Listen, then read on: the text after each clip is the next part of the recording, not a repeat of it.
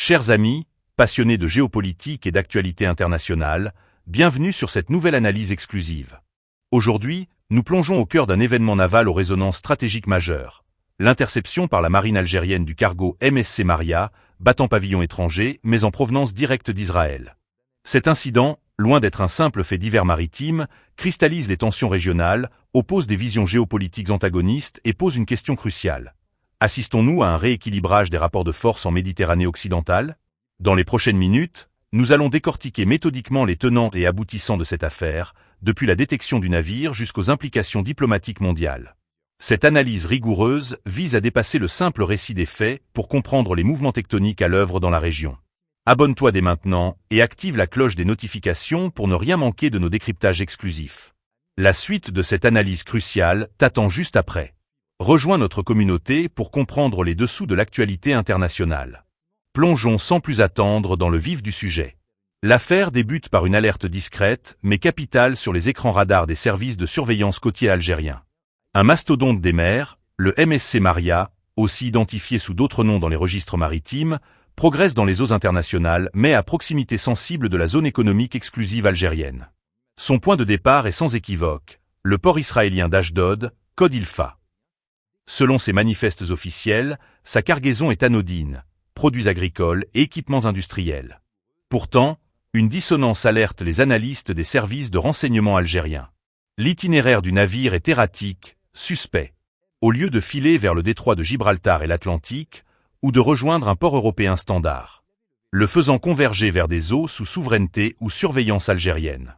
Cette anomalie de trajectoire, couplée à l'origine israélienne du bâtiment, déclenche le premier niveau d'alerte. La réaction algérienne est à la fois rapide, proportionnée et spectaculairement démonstrative. Le haut commandement naval ordonne la mise en œuvre d'un protocole d'interception de haut niveau. En moins de 2 heures, un dispositif naval impressionnant se déploie. Il comprend une frégate de classe MECO 200, pierre angulaire de la surface, plusieurs corvettes rapides, des patrouilleurs, et, détail d'importance capitale, une composante sous-marine.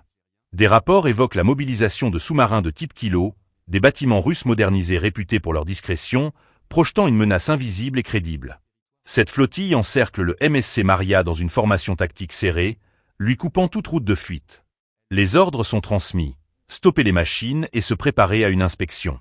La réponse du capitaine, un grec à la tête d'un équipage majoritairement philippin et indien, est dans un premier temps de refus, invoquant le droit maritime international et la liberté de navigation en eaux internationales. L'Algérie, cependant, n'est pas dans une logique de négociation. Pour briser cette résistance passive, une démonstration de force graduée est exécutée. Un hélicoptère de combat Super Lynx effectue des passages rasants au-dessus du pont du cargo, un message aérien aussi bruyant qu'intimidant. Plus significatif encore, un coup de semonce est tiré par un navire de guerre algérien. Ce tir, loin d'être une simple salve d'avertissement, est placé à moins de 500 mètres de la proue du MSC Maria.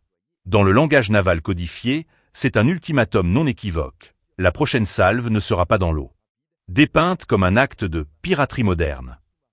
Mais la réaction la plus significative vient d'une puissance extra-régionale, les États-Unis. La mobilisation rapide de moyens de surveillance américains est un indicateur clé de l'importance stratégique que Washington accorde à l'incident. Un avion de patrouille maritime P-8 Poséidon, œil et oreille de l'US Navy, fait plusieurs passages au-dessus de la zone. Plus préoccupant encore, le destroyer USS Ross, un navire de combat majeur de la 6e flotte américaine en Méditerranée, modifie sa route pour se diriger vers le théâtre des opérations. Cette mobilisation illustre que la crise dépasse le cadre maghrébin et touche aux équilibres de sécurité en Méditerranée, une zone d'intérêt vital pour l'OTAN.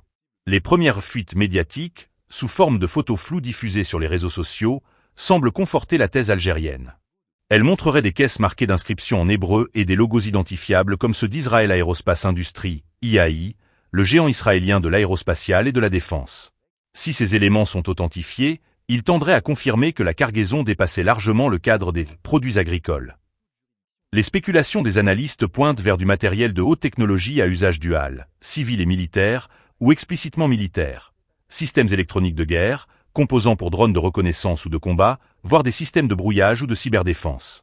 La destination marocaine laisse envisager une volonté de Rabat de moderniser ses capacités dans ces domaines, avec le concours technologique israélien, renforcé depuis les accords d'Abraham. C'est ici qu'il faut replacer l'incident dans son contexte géopolitique macro. Les accords d'Abraham, en normalisant les relations entre Israël et plusieurs États arabes dont le Maroc, ont créé une nouvelle carte des alliances.